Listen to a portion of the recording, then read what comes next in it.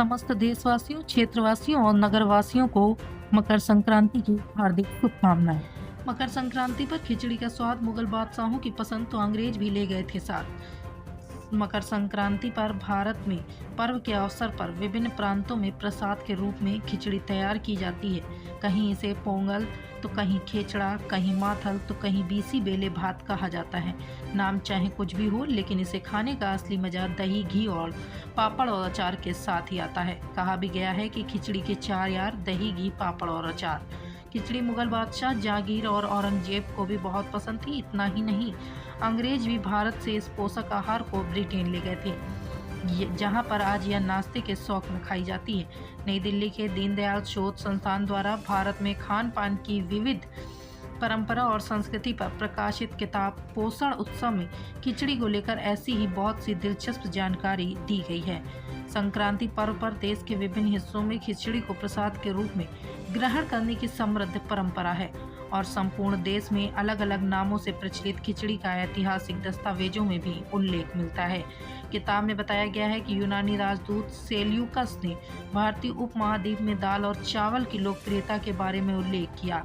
साथ ही मोरक्को के यात्री इब्न तूता ने 1550 में अपने भारतीय प्रवास के दौरान चावल और मूंग से बने व्यंजन के रूप में खिचड़ी का वर्णन किया है। किताब में दावा किया गया है कि खिचड़ी की परंपरा इतनी पुरानी है कि 15वीं शताब्दी में भारत की यात्रा करने वाले अफानासी निकितन ने भी खिचड़ी पर अपनी कलम चलाई। किताब के अनुसार खिचड़ी मुगल साम्राज्य, विशेष तौर पर जहांगीर के समय में बहुत लोकप्रिय थी। यहाँ तक कि औरंगजेब को भी खिचड़ी बहुत पसंद थी। पुस्तक के अनुसार 19वीं शताब्दी में अंग्रेज भारत से खिचड़ी अपने देश ले गए, जहां यह केडगेरे नाम से इंग्लैंड में एक नाश्ता पकवान बन गई। इतिहास को उद्धृत कर किताब में कहा गया है कि 19वीं शताब्दी में अवध के नवाब उद्दीन शाह के समय खिचड़ी का स्वाद बढ़ाने के लिए इसमें बादाम और पिस्ता भी इस्तेमाल किया जाता था और हैदराबाद के निजामों में भी अपने शाही भोजन में खिचड़ी को बहुत महत्व दिया। आग में लॉस एंजलिस का पेरिस से भी बड़ा इलाका खाक, 13 लाख करोड़ रुपए का नुकसान। कनाडा, ईरान ने बढ़ाया मदद का हाथ। अमेरिका के कैलिफोर्निया स्टेट का लॉस एंजलिस शहर एक हफ्ते से जंगल से फैली विनाशकारी आग का सामना कर रहा है। आग यहां के जंगलों में 6 जनवरी को लगी थी, जो देखते ही देखते पूरे शहर में फैल गई। CNN की रिपोर्ट के मुताबिक आग से शहर का 40,000 एकड़ का इलाका चपेट में है। रविवार तक करीब 38,629 एकड़ इलाका जल चुका था। यह करीब 60 वर्ग मील के बराबर है। फ्रांस की राजधानी पेरिस का आकार 105 वर्ग किलोमीटर यानी 41 वर्ग मील है। इसका मतलब है कि वाइल्ड फायर में लॉस एंजलिस का पेरिस से भी ज़्यादा बड़ा इलाका जलकर खाक हो चुका है। आग के चपेट में आकर अब तक 24 लोगों की जान जा चुकी है। 16 लोग लापता बताए जा रहे हैं। रिपोर्ट्स के मुताबिक आग में अब तक अमेरिका को करीब 11.60 लाख करोड़ से लेकर 13 लाख करोड़ रुपए का नुकसान हो चुका है। न्यूयॉर्क के बाद लॉस एंजलिस अमेरिका का दूसरा सबसे बड़ा शहर है। यह कैलिफोर्निया में अब तक लगी सबसे भयंकर आग है। आग बुझाने के लिए कई देश अमेरिका के साथ आए हैं। यहाँ तक कि ईरान ने भी दुश्मनी भुलाकर अमेरिका को मदद की पेशकश की है। जानते हैं कि लॉस एंजलिस में कहाँ कैसे आग फैली है, अब तक कितने % एरिया में आग पर काबू पाया गया है, आग बुझाने में कौन कौन से देश किस किस तरह से अमेरिका की मदद कर रहे हैं। रिपोर्ट्स के मुताबिक लॉस एंजलिस में करीब 32 किलोमीटर दूर स्थित पैसिफिक पैलिसेड्स का 23,700 एकड़ का एरिया आग की चपेट में है। अब तक 11% आग पर काबू पाया गया है। ईटन 14 एकड़ का एरिया आग की चपेट में है, जिसमें फायर फाइटर्स ने 27% तक आग पर काबू पा लिया है। हस्ट के 800 एकड़ क्षेत्र में आग फैली है। अभी तक 89% आग पर काबू पा लिया गया है। लीडिया में आग का दायरा 400 एकड़ तक फैला था। यहाँ 100% आग पर काबू पा लिया गया है। भारत ने बांग्लादेश के डिप्टी हाई कमिश्नर को किया तलब। यूनुस सरकार ने बॉर्डर पर फेंसिंग को बताया था अवैध। भारत और बांग्लादेश की सीमा पर बढ़ते तनाव के बीच भारत ने सोमवार को बांग्लादेश के डिप्टी हाई कमिश्नर नूरुल इस्लाम को तलब किया है। रविवार को बांग्लादेशी विदेश मंत्रालय ने भारतीय हाई कमिश्नर प्रणय वर्मा को बुलाकर बॉर्डर पर BSF की तरफ से की जा रही फेंसिंग पर आपत्ति जाहिर की थी। बांग्लादेश के विदेश मंत्रालय ने बॉर्डर पर फेसिंग को अवैध कोशिश बताया था। हालांकि मोहम्मद यूनुस के नेतृत्व वाली बांग्लादेश की अंतरिम सरकार ने इस मामले में कोई बयान जारी नहीं किया है। भारत और बांग्लादेश के बीच 4156 किलोमीटर का बॉर्डर है। इसमें 3271 किलोमीटर एरिया में भारत ने फेसिंग कर दी है। 885 किलोमीटर बॉर्डर पर अभी फेसिंग का काम चल रहा है।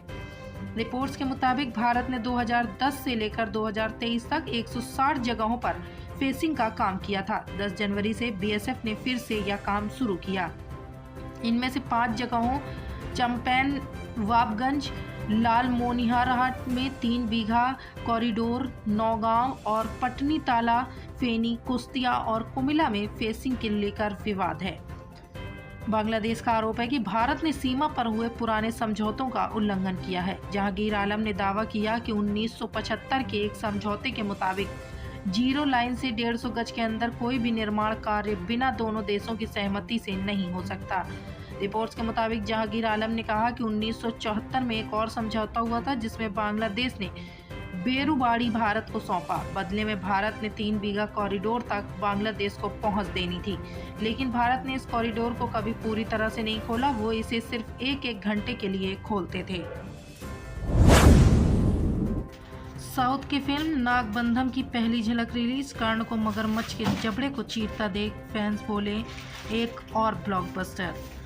2025 की शुरुआत में ही एक और पैन इंडिया फिल्म की पहली झलक सामने आ गई है। दरअसल युवा नायक विराट कर्ण का मच अवेटेड फिल्म नागबंधम के रुद्र रूप में पहला लुक राणा दग्गुबती द्वारा जारी किया गया है, जिसने देश भर के दर्शकों में भारी उत्साह पैदा किया है। फिल्म निर्माता अभिषेक नामा द्वारा निर्देशित इस भव्य परियोजना ने अपनी घोषणा के बाद से ही काफी चर्चा बटोरी है। वहीं पोस्टर की झलक देखते ही फैंस ने कहा कि एक और ब्लॉकबस्टर तैयार है। पहले पोस्टर में विराट कर्ण को एक आकर्षक और दमदार अवतार में दिखाया गया है, जिसमें घुंघराले बाल, दाढ़ी और सुडौल शरीर है। एक साहसी मुद्रा में दिखाया गया कर्ण एक एक्शन से भरपूर दृश्य में शर्टलेस दिखाई दे रहे हैं, जहां वह समुद्र में एक खतरनाक मगरमच्छ से लड़ते हैं। अपने हाथों और रस्सी से मगरमच्छ का मुंह पकड़े हुए रुद्र का निडर व्यवहार और अथक शक्ति केंद्र में है, जो एक स्थायी छाप छोड़ती है। नागबंधम टैगलाइन द सीक्रेट टीजर के साथ एक महाकाव्य साहसिक होने का वादा करता है, जो एक रोमांचकारी और रहस्यमय यात्रा का संकेत देता है। अभिषेक नामा द्वारा निर्देशित और लिखित इस फिल्म का निर्माण किशोर अन्नापुरेड्डी द्वारा अभिषेक पिक्चर के सहयोग से NIK स्टूडियो के तहत किया जा रहा है और उसे लक्ष्मी इरा और देवांश नामा द्वारा गर्व से प्रस्तुत किया जा रहा है। उनको बोलो पाकिस्तान। विराट कोहली के फॉर्म पर शोएब अख्तर के एक लाइन का बयान तूफान के जैसा वायरल हो रहा है।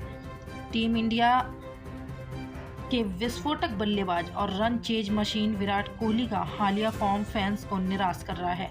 ऑस्ट्रेलिया के खिलाफ बॉर्डर गावस्कर सीरीज में विराट ने पर्थ में एक शतक जरूर लगाया, लेकिन ऑस्ट्रेलिया के खिलाफ इस बड़े सीरीज में जहां टीम को जीत की दरकार थी ताकि team India World Test Championship final में पहुंच जाए, लेकिन भारत को 3-1 से ऑस्ट्रेलिया के खिलाफ हार का सामना करना पड़ा और WTC फाइनल का सपना टूट गया। अब टीम इंडिया के सामने इंग्लैंड के खिलाफ सीरीज है, जहां भारत T20 और वनडे मुकाबले खेलेगी। उसके ठीक बाद टीम इंडिया को चैंपियंस ट्रॉफी में हिस्सा लेना है। ऐसे में विराट कोहली का फॉर्म कैसे वापस आएगा, इसको लेकर पाकिस्तान के पूर्व तेज गेंदबाज शोएब अख्तर ने कोहली और रोहित ने हाल ही में रन नहीं बनाए। क्या आपको लगता है कि इसका उन पर सीटी से असर पड़ेगा? जवाब, शोएब अख्तर ने अगर विराट कोहली को जगाना है तो उनको बता देंगे कि पाकिस्तान के खिलाफ मैच है।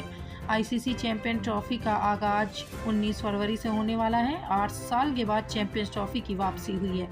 इसका आयोजन 19 फरवरी से पाकिस्तान में होना है। मेजबान देश और गत विजेता के रूप में पाकिस्तान अपना खिताब बरकरार रखने की कोशिश करेगी। दुनिया की 8 सर्वश्रेष्ठ टीम चैंपियंस ट्रॉफी का खिताब जीतने की कोशिश करेगी। टूर्नामेंट के शुरुआती चरण के लिए 8 टीमों को 2 ग्रुपों में बांटा गया है। प्रत्येक टीम 3 ग्रुप स्टेज मैच खेलेगी, जिसमें प्रत्येक ग्रुप में से टॉप 2 टीमें सेमीफाइनल में पहुंचेंगी। 4 साल की बच्ची से रेप, 5वीं और 8वीं क्लास में पढ़ने वाले 2 नाबालिग हिरासत में। छत्तीसगढ़ के नारायणपुर जिले में 4 साल की बच्ची के साथ 5वीं और 8वीं कक्षा में पढ़ने वाले 2 लड़कों ने कथित तौर पर बलात्कार किया है। पुलिस ने सोमवार को यह जानकारी दी। एक अधिकारी ने बताया कि 10 और 13 वर्ष की आयु के लड़कों को 10 जनवरी को कोतवाली थाना क्षेत्र के तहत आने वाले एक गांव में हुई यौन उत्पीड़न की घटना के आरोप में हिरासत में लिया गया। उन्होंने बताया कि रविवार को बच्ची को इलाज के लिए जिला अस्पताल लाए जाने के बाद यह घटना प्रकाश में आई। उसकी हालत स्थिर बताई जा रही है। अधिकारी ने बताया कि प्रारंभिक जानकारी के अनुसार आरोपियों में से एक का परिवार बच्ची के परिवार का किराएदार है, जबकि दूसरा लड़का उसका पड़ोसी है। उन्होंने बताया कि इनमें से एक लड़का 5वीं कक्षा का छात्र है, जबकि दूसरा 8वीं कक्षा में पढ़ता है। अधिकारी ने बताया कि लड़की बच्ची को खेलने के बहाने गांव के बाहरी इलाके में स्थित खेत में ले गए लड़के, जहां कथित तौर पर उसका यौन उत्पीड़न किया। उन्होंने बताया कि बाद में मेडिकल जांच में यौन उत्पीड़न की पुष्टि हुई, जिसके बाद अस्पताल ने जिला पुलिस को सूचित किया। उन्होंने बताया कि मामला दर्ज कर लिया गया है और कार्रवाई की जाएगी। 2024 में भारत में गिरी एनडीए सरकार, जुकरबर्ग के महाज्ञान पर अश्विनी वैष्णव ने दिया कड़ा जवाब। केंद्रीय मंत्री रेल मंत्री अश्विनी वैष्णव ने मेटा के सीईओ मार्क जुकरबर्ग के दिए एक बयान का जोरदार खंडन किया है। उन्होंने कहा कि जुकरबर्ग की ओर से दी गई गलत सूचना निराशाजनक है। उन्हें तथ्यों और विश्वसनीयता को कायम रखना चाहिए था। जुकरबर्ग ने अपने एक बयान में कहा था कि 2024 का साल दुनिया के लिए उथल-पुथल रहा और कोविड के बाद हुए चुनाव में भारत सहित विश्व में कई देशों की सरकार गिर गई। अश्विनी वैष्णव ने एक्स पर लिखा कि दुनिया के सबसे बड़े लोकतंत्र के रूप में भारत ने 640 मिलियन से अधिक मतदाताओं के साथ 2024 का लोकसभा चुनाव कराया। भारत के लोगों ने पीएम नरेंद्र मोदी के नेतृत्व वाले एनडीए में अपना भरोसा दोहराया। जुकरबर्ग का यह दावा कि 2024 के चुनावों में भारत सहित अधिकांश मौजूदा सरकारें कोविड के बाद हार गई, तथ्यात्मक रूप से गलत है। केंद्रीय मंत्री ने आगे कहा कि 800 मिलियन लोगों के लिए मुफ्त भोजन, 2.2 मिलियन मुफ्त टीके और कोविड के दौरान दुनिया भर के देशों को सहायता से लेकर भारत की सबसे तेजी से बढ़ती प्रमुख अर्थव्यवस्था के रूप में नेतृत्व करने तक पीएम मोदी के तीसरे कार्यकाल की निर्णायक जीत सुशासन और जनता के विश्वास का प्रमाण है। मार्क जुकरबर्ग की ओर से दी गई एक गलत सूचना निराशाजनक है। तथ्यों और विश्वसनीयता को कायम रखें। मार्क जुकरबर्ग के 2024 में हुए भारत के आम चुनावों के बारे में गलत दावा करने के बाद इस पर विवाद खड़ा हो गया। जो रोगन के साथ एक पॉडकास्ट में कोविड-19 महामारी के बाद सरकारों में विश्वास की कमी पर चर्चा करते हुए जुकरबर्ग ने कहा कि जनता के असंतोष ने दुनिया भर में चुनाव परिणामों को प्रभावित किया है। 2024 में हुए चुनावों का जिक्र करते हुए उन्होंने कहा कि वर्तमान में सभी सत्तासीन लोग हार गए हैं। उन्होंने उदाहरण के तौर पर विशेष रूप से भारत का जिक्र करते हुए दावा किया कि नरेंद्र मोदी के नेतृत्व वाली सरकार हार गई है। जुकरबर्ग ने कहा कि 2024 में दुनिया भर में एक बड़ा चुनावी साल था और भारत समेत इन सभी देशों में चुनाव थे। लगभग सभी सत्ताधारी चुनाव हार गए हैं। पूरे साल में किसी न किसी तरह की वैश्विक घटनाएं हुई, चाहे वो मुद्रास्फीति के कारण हो या कोविड से निपटने के लिए आर्थिक नीतियों के कारण या सरकारों द्वारा कोविड से निपटने के तरीके के कारण। ऐसा लगता है कि इसका प्रभाव वैश्विक था। किसी भी तरह गुजारा करो, लेकिन संतान के मामले में पीछे मत रहना। एमपी में 4 बच्चे पैदा करने पर 1 लाख रुपए देगा ब्राह्मण समाज। मध्य प्रदेश में ब्राह्मण समाज ने बच्चों की संख्या बढ़ाने को लेकर बड़ा ऐलान किया है। भोपाल के ब्राह्मण समाज के परशुराम कल्याण बोर्ड ने कहा कि जिन परिवारों में 4 संतानें पैदा होंगी उन्हें 1 लाख रुपए का पुरस्कार दिया जाएगा। परशुराम कल्याण बोर्ड के अध्यक्ष विष्णु राजौरिया ने ऐलान किया है कि जो ब्राह्मण युवा जोड़े 4 बच्चे पैदा करेंगे उन्हें समाज की ओर से प्रोत्साहित राशि दी जाएगी। राजौरिया ने कहा कि ब्राह्मण समाज के युवाओं में कम से कम 4 बच्चे तो पैदा करने ही चाहिए, वरना विधर्मी लोग देश पर कब्जा कर सकते हैं। विष्णु राजौरिया ने सोमवार को भोपाल में एक कार्यक्रम को संबोधित करते हुए ये ऐलान किया। उन्होंने कहा कि विधर्मियों की संख्या बढ़ रही है क्योंकि हमने काफ़ी हद तक अपने परिवारों पर ध्यान देना बंद कर दिया है। मुझे युवाओं से उम्मीदें हैं कि हम बुजुर्ग लोगों से ज़्यादा उम्मीद नहीं कर सकते। युवा, ध्यान से सुनिए, आप भावी पीढ़ी की सुरक्षा के लिए जिम्मेदार हैं, लेकिन आजकल के युवा ज़िंदगी में सेटल होने के बाद एक बच्चा करके रुक जाते हैं। वो ज़्यादा बच्चे नहीं चाहते, इससे आने वाले समय में समस्याएं हो सकती हैं। मैं आपसे अपील करता हूं कि आपके पास कम से कम 4 संतानें तो होनी ही चाहिए। किम जोंग का खौफ क्या? यूक्रेन में पकड़ा गया नॉर्थ कोरिया का सैनिक क्यों नहीं जाना चाहता था घर? रूस के साथ जंग लड़ रहे यूक्रेन ने हाल ही में रूस के कुर्स्क इलाके में 2 नॉर्थ कोरियाई सैनिकों को जिंदा पकड़ा था। इस जंग में नॉर्थ कोरिया रूस की तरफ से लड़ रहा था। ये पहली बार है जब यूक्रेन ने नॉर्थ कोरियाई सैनिकों को जिंदा पकड़ा है। इस बीच यूक्रेनी राष्ट्रपति वोलोदिमीर जेलेंस्की ने कहा कि वह पकड़े गए नॉर्थ कोरियाई सैनिकों को रिहा करने के लिए तैयार हैं। इसके बदले में उन्होंने रूस में बंदी बनाए गए यूक्रेनी सैनिकों की अदला बदली की मांग की। हालांकि नॉर्थ कोरियाई सैनिक कीव छोड़कर वापस अपने देश नहीं लौटना चाहते हैं। उन्होंने यूक्रेन के राष्ट्रपति से वहीं रहने की परमिशन देने की अपील की है। माना जा रहा है कि नॉर्थ कोरियाई सैनिक तानाशाह किम जोंग उनके खौफ से अपने देश नहीं लौटना चाहते हैं, क्योंकि नॉर्थ कोरियाई तानाशाह किम जोंग ने अपने सैनिकों को यूक्रेन से जंग लड़ते समय फरमान दिया कि चाहे वो जंग में मर जाएं, लेकिन वो पकड़े नहीं जाने चाहिए। ऐसे में पकड़े गए सैनिकों को डर है कि अगर वो अपने देश लौटे तो किम जोंग उनके साथ जो सुलूक करेंगे वो शायद मौत से भी बदतर होगा।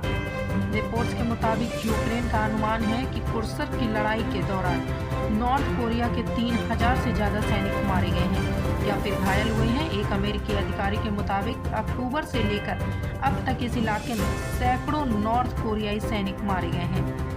वहीं दक्षिण कोरिया के सांसद ली सियोंग ने सोमवार को खुफिया एजेंसी की जानकारी के आधार पर बताया कि अब तक रूस में 300 नॉर्थ कोरियाई सैनिकों की मौत हो चुकी है। 2700 सैनिक घायल हुए हैं। यूक्रेन के राष्ट्रपति जेलेंस्की ने रविवार को सोशल मीडिया प्लेटफॉर्म एक्स पर पोस्ट पकड़े गए नॉर्थ कोरियाई सैनिकों के बारे में जानकारी दी। उन्होंने लिखा, यूक्रेन किम जोंग के सैनिकों को उन्हें सौंपने के लिए तैयार है अगर वह हमारे सैनिकों की अदला बदली की व्यवस्था कर सके। यूक्रेन ने शनिवार को 2 नॉर्थ कोरियाई सैनिकों को पकड़ने की जानकारी दी थी। यूक्रेन के राष्ट्रपति जेलेंस्की ने कहा कि इन दोनों नॉर्थ कोरियाई सैनिकों का इलाज किया जा रहा है। अब नहीं रुकेगा कोई भी मनोरंजन। आ गया है रंग टीवी का एंड्रॉयड एप्लीकेशन। रंग टीवी के एंड्रॉयड एप्लीकेशन पर आपको सभी प्रकार की फिल्में फ्री देखने के लिए मिलेंगी और साथ ही लाइव टीवी शोज देखने के लिए मिलेंगे। अभी डाउनलोड करें, प्ले स्टोर पर जाएं और रंग टीवी प्ले स्टोर पर डालें और डाउनलोड करें रंग टीवी ऐप।